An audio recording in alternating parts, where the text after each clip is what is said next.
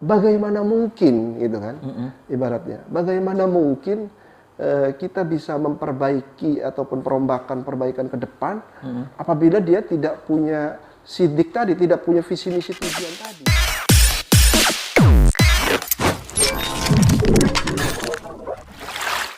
Assalamualaikum warahmatullahi wabarakatuh. Selamat malam para pemirsa BJTV.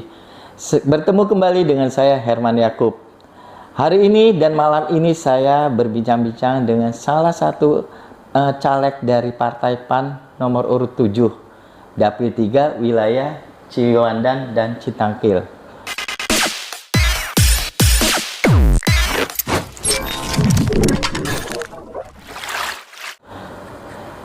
Assalamualaikum Pak Sobri. Waalaikumsalam. Pak, bisa diperkenalkan dulu namanya nih dengan yang wajah yang semeringah ini nih. Bisa disilakan untuk memperkenalkannya Pak.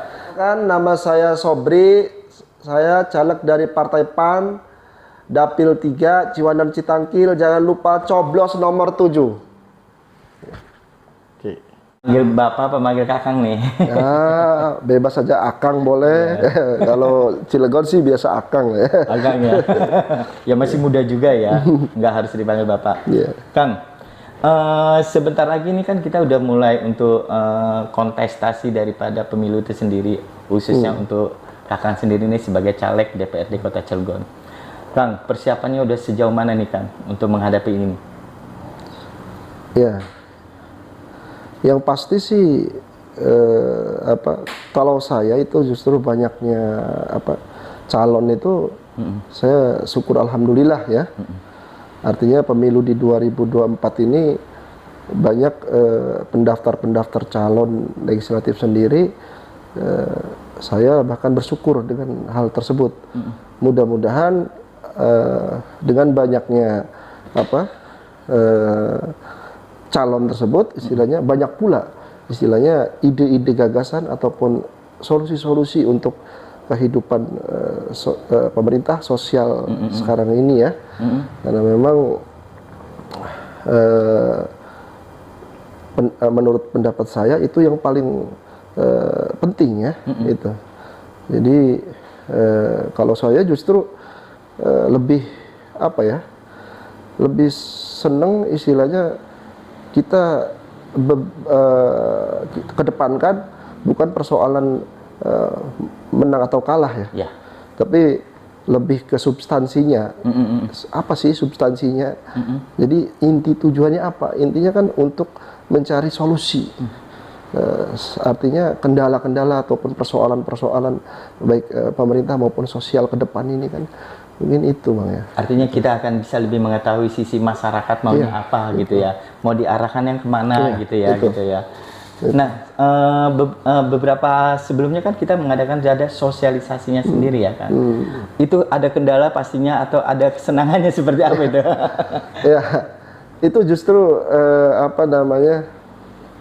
makanya saya tuh lebih senang artinya membahas tentang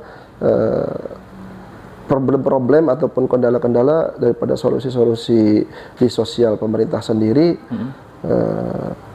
Saya lebih mengedepankan dalam rangka termasuk dari salah satu daripada tagline saya yaitu revolusi adab, mari kita lakukan perbaikan, perombakan dalam hal keadilan, kebijaksanaan dan ketentraman dan kesejahteraan itu sendiri itu. Karena untuk revolusi adab sendiri itu yang sebenarnya lebih ke ini ya, lebih ke saling menghargai, lebih kita istilahnya lebih mempertimbangkan aspek-aspek sosial, budaya ataupun istilahnya aspek keagamaannya ataupun aspek pemerintahannya dan juga kita lebih istilahnya untuk mencapai kesejahteraan itu kan itu kan intinya Bang. Itu. Jadi di situ saya sampaikan daripada salah satu tagline saya di situ, perombakan dan revolusi adab sendiri itu yang mana kita harus menerapkan keadilan, di mana di situ dalam rangka kebijaksanaannya juga untuk mencapai ketentraman dan kesejahteraan itu. Gitu. Ya, kalau kita bicara masalah keadilan nih, kan slogan Kakang luar biasa ya. Kalau dilihat ini suatu inspirasi yang sangat-sangat kita tidak berbanding beda yang lainnya kan gitu. Kita bicara keadilan, apakah memang itu sudah bisa jadi keadilan, itu bisa diterapkan? Dan sementara di Cilegon sendiri, apa bisa dikatakan adil? Itu bisa ada keadilannya? Iya, ya seperti yang saya sampaikan tadi bahwa dalam hal konteks keadilan itu saya mengajak untuk melakukan perbaikan dan istilahnya dalam rangka perombakan tersebut untuk dilakukan perombakan revolusi adab sendiri. Maksudnya agar sesuai dengan aspek-aspek ataupun nilai-nilai sosial, budaya ataupun agama ataupun pemerintahan sendiri yang seyogianya seperti apa sih gitu, biar supaya kita semestinya untuk lebih ada kita lebih ke nilai keadilan itu sendiri, itu artinya perlu saya sampaikan di sini ya. Fenomena di Cilegon sendiri ya, itu revolusi industri itu sangat tinggi, berkembang pesat ya. Revolusi ini lapangan pekerjaan juga tersedia banyak ya.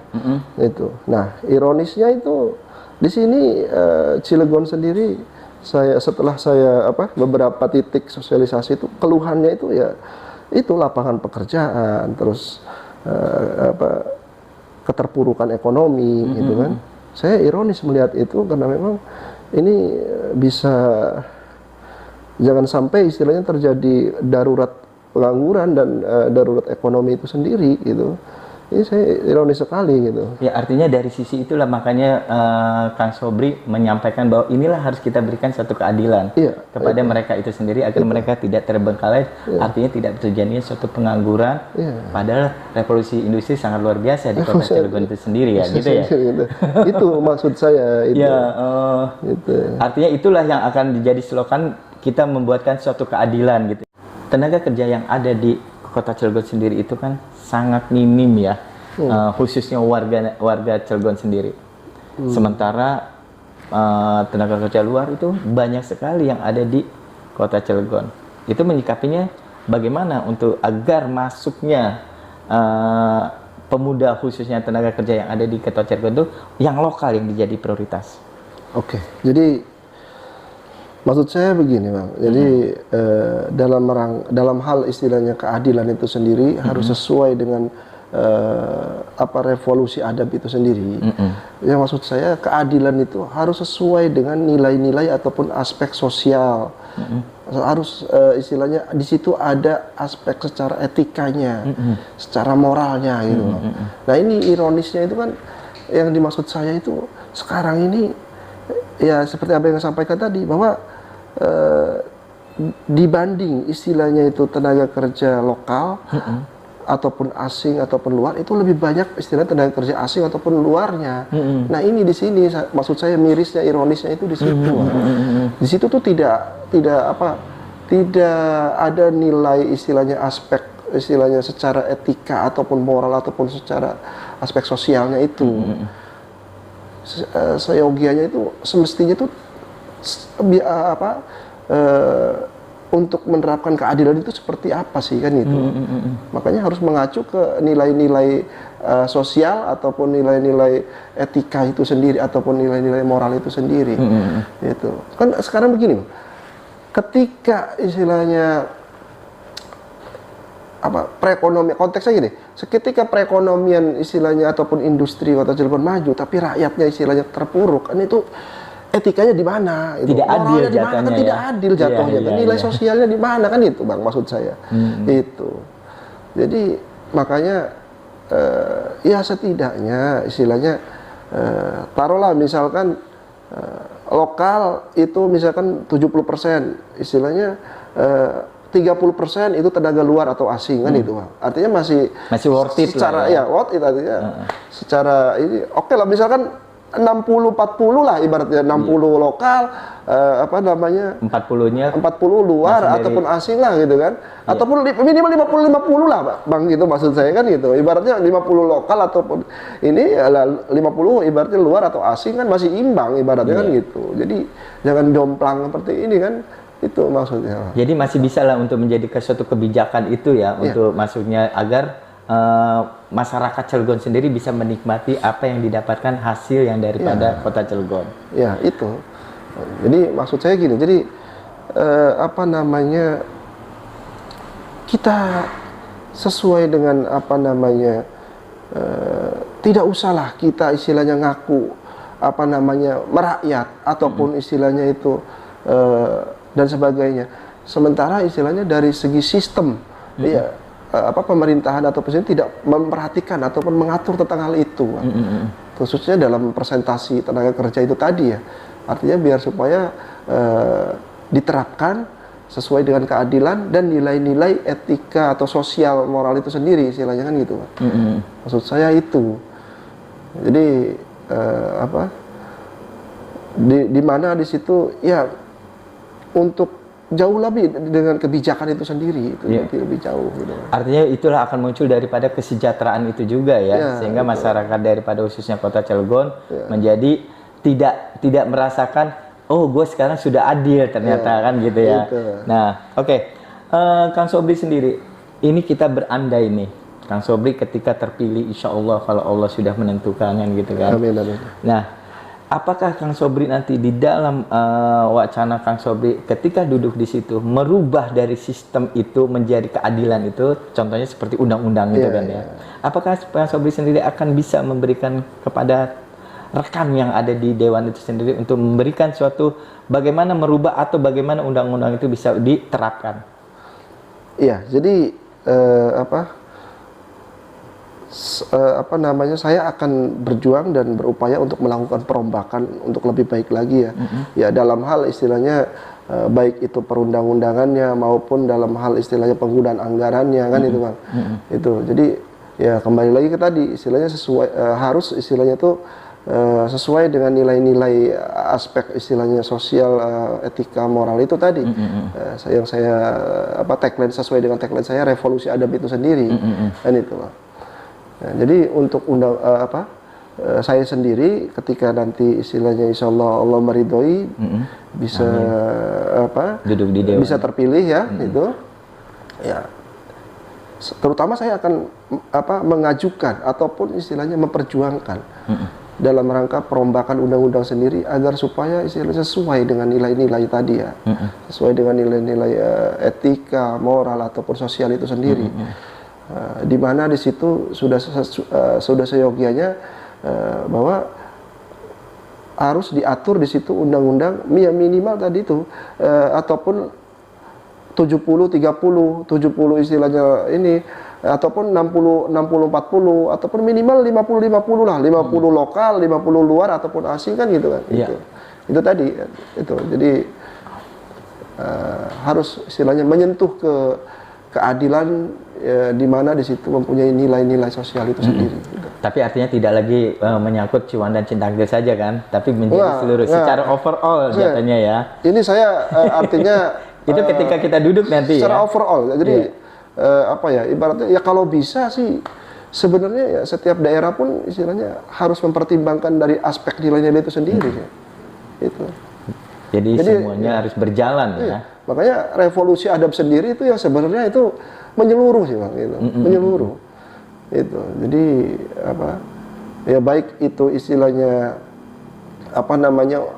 warga manapun itu, baik itu istilahnya warga asing ataupun ya semuanya itu harus mempunyai nilai-nilai revolusi adab itu sendiri. Mempunyai yang dimaksud saya nilai-nilai revolusi adab itu nilai keadilan yang mempunyai aspek sosial, etika dan moral itu tadi. Itu. Sehingga bisa menjadi suatu kekuatan itu sendiri ya, menjadi suatu hasil masyarakat Cilegon sendiri bisa ketentraman mereka dalam kehidupannya dan kesejahteraannya juga dalam kehidupannya seperti itu juga ya. Ya, semoga itu semua bisa berhasil dan bisa dijalankan dengan seorang Pak Sobri yang memang nomor urut 7 nih ya. Ya, nomor urut 7 Bang. Jadi apa namanya? Ada makna nggak nomor 7 tuh? Ada Bang. Jadi apa namanya? Mungkin ini sudah saatnya kita melakukan perbaikan. Kita terapkan revolusi adab sendiri sesuai keadilan yang perombakan keadilan. Agar supaya sesuai dengan nilai-nilai sosial, apa namanya, etika dan moral itu sendiri. Gitu. Artinya merata dengan kesejahteraan lah ya untuk keseluruhan itu. Ya, jadi ya tadi itu tidak akan mungkin lah kita bisa tentram ataupun sejahtera itu kalau kita tidak ada keadilan, tidak ada apa namanya kebijaksanaan. Itu Bang. Jadi ya nggak beda jauh-jauh lah Bang. Kita gini ya. Keluarga kita aja ibaratnya kan, ketika tidak ada keadilan dan kebijaksanaan, otomatis tidak akan ada tentraman dan kesejahteraan itu, Bang. Itu. Terhadap diri kita aja, diri kita nih. Coba Abang, ketika waktunya istirahat, waktunya tidur ataupun ini tidak istirahat, tidak adil dengan diri sendiri, itu tidak akan ada yang namanya kesejahteraan itu. Iya, artinya ada suatu keberontakan terhadap diri sendiri ya. Timbullah suatu yang namanya kriminal juga. Jadi itu.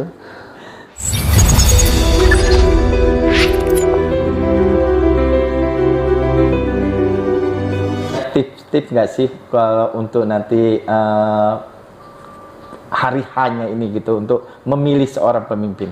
Menentukan pilihan gitu. Iya. Ya mungkin apa namanya semua juga punya apa namanya pertimbangan masing-masing ya. Cuman kalau saya di sini apa ya menyampaikan artinya secara pendapat saya ataupun secara umumnya gitu ya. Gitu. Jadi dalam apa Islam sendiri itu yang sebenarnya di situ memang tidak terlepas manusia itu tidak terlepas dari tidak sempurna ya. Itu. Artinya ya plus minus itu selalu ada. Itu. Nah artinya di situ di antara ketidaksempurnaannya itu ya kita apa namanya pertimbangannya itu salah satunya yaitu aqallu dororon itu. Jadi aqallu dororon itu artinya secara akal yang tidak terlalu memudoroti gitu. Itu. Jadi taruhlah di antara semuanya ini punya kekurangan dan kelebihannya masing-masing, artinya ya kita kembali ke aqallu dororon tadi yang sekira-kiranya tidak terlalu memudoroti. Gitu. Nah di situ kan ada istilahnya yang namanya sidik, amanah, tabligh, fatonah itu. Nah itu. Jadi sidik sendiri di situ artinya benar. Gitu. Benar. Artinya benar di situ dia punya visi misi tujuan yang benar di situ. Punya visi misi tujuan yang benar sampaikan. Nah mengenai istilahnya selanjutnya sidik, amanah. Oke, dua amanah. Amanah itu sendiri istilahnya dia sesuai dengan apa namanya tugas-tugas dan fungsi daripada pejabat itu sendiri. Itu ya. Artinya tidak bertentangan gitu. Baik dari segi latar belakang usahanya ataupun apanya itu dia tidak bertentangan gitu. Itu amanah itu ya. Istilahnya dia menjalankan sesuai dengan tugas fungsi sesuai dengan undang-undang itu sendiri. Amanah itu. Nah, sidik, amanah, tabligh. Tabligh. Nah, tabligh sendiri sini menyampaikan, maksudnya menyampaikan daripada kebenaran itu sendiri, menyampaikan daripada visi misi tujuan dia itu sendiri. Dalam hal ini kan saya untuk melakukan perbaikan ini. Saya punya solusi di sini adalah revolusi adab itu, gitu kan? Di mana di situ revolusi adab itu keadilan, perombakan ataupun perbaikan keadilan harus sesuai dengan nilai-nilai sosial, etika ataupun moral di wilayah itu sendiri, kan itu maksud saya. Nah, tadi sudah sampai mana kita? Jadi berarti sidik, amanah, tabligh sudah ya menyampaikan visi misi itu tadi ya, itu tabligh. Fatona. Artinya Fatona di sini cerdas, artinya pintar. Artinya yang dimaksud di sini pintar itu dia punya visi misi tujuan yang bagus. Gitu. Jadi punya visi misi tujuan yang bagus untuk solusi daripada persoalan-persoalan ataupun keluh kesah daripada sosial ataupun masyarakat itu sendiri. Itu kurang lebihnya mungkin pemahaman saya seperti itu ya. Gitu. Jadi artinya begini, secara akolu dororan tadi kembali lagi bahwa bagaimana mungkin gitu kan, ibaratnya bagaimana mungkin kita bisa memperbaiki ataupun perbaikan ke depan apabila dia tidak punya sidik tadi, tidak punya visi misi tujuan tadi, gitu, tidak punya solusi tadi. Jadi secara akal tuh nggak mungkin gitu. Itu. Nah terus kedua istilahnya amanah tadi, artinya bagaimana mungkin ketika dia istilahnya punya latar belakang usaha ataupun apa yang bertentangan dengan apa namanya amanah itu ataupun undang-undang ataupun tugas fungsi pejabat itu sendiri, jadi tidak secara akal itu tidak mungkin gitu. Apabila itu punya latar belakang yang bertentangan kan gitu. Oke. Nah, ketiga artinya tabligh sendiri ya itu bagaimana istilahnya untuk menyampaikan kita ke apa namanya, baik itu istilahnya rapat paripurna ataupun rapat dalam hal istilahnya ini, kalau kita tidak punya visi misi tujuan itu tadi ya susah Bang itu. Nah mungkin itu Bang tips dari saya itu. Jadi pilihlah istilahnya yang sekira-kiranya tidak terlalu memudoroti secara akal itu yang artinya ya sekalipun tidak 100% mendekati tabligh amanah tabligh sidik amanah tabligh Fatona itu ya minimal istilahnya yang punya pendekatan ke arah sana lah itu mungkin itu.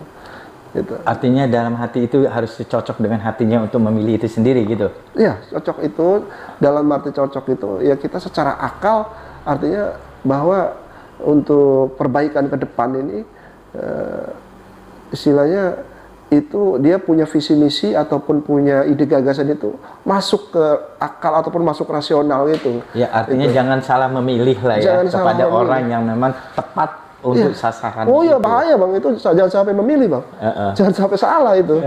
Itu. Jadi ini karena dampaknya itu luar biasa kalau kita salah memilih itu. Kedepannya ya. Kedepannya itu luar biasa itu, menyebabkan dampak akibat ke kehidupan kita dan generasi penerus kita, nasib generasi penerus kita itu. Oke. Jadi disitulah ya kita jangan sampai salah memilih. Memilihnya itu ya. Iya. Semoga aja pemilihan ini akan menjadi yang tepat bagi mereka semuanya. Oke, siap. Mudah-mudahan itu bisa menjadi suatu orang akan memilih nanti, jangan sampai salah yang mereka pilih. Padahal orang yang penuh yang disampaikan dari Kang Sobri sendiri, itulah tips yang akan diberikan kepada beliau semua ya. Semoga itu semua bisa berjalan dan semoga juga memang mudah-mudahan nih Kang Sobri bisa terpilih dan duduk di dewan itu dan actionnya akan berjalan juga untuk menjadikan suatu kesejahteraan yang sesuai dengan revolusi adab yang disampaikan dari ini. Semoga masyarakat khususnya yang nanti ke depannya akan lebih baik lagi. Walaupun sekarang sudah baik, mungkin akan lebih tambah baik lagi dengan pemerintahan yang akan datang. Ya, begitulah, mudah-mudahan kita bisa berjalan ya Kang Sobri ya. Oke. Sekianlah saya berbincang-bincang dengan caleg nomor 7 Partai PAN, Pak Sobri. Semoga apa yang kami sampaikan, apa yang kami bicarakan menjadi suatu wacana ke depannya akan menjadi sejahtera, khususnya wilayah Kota Cilegon. Saya tutup. Assalamualaikum warahmatullahi wabarakatuh. Sampai berjumpa di episode yang akan datang.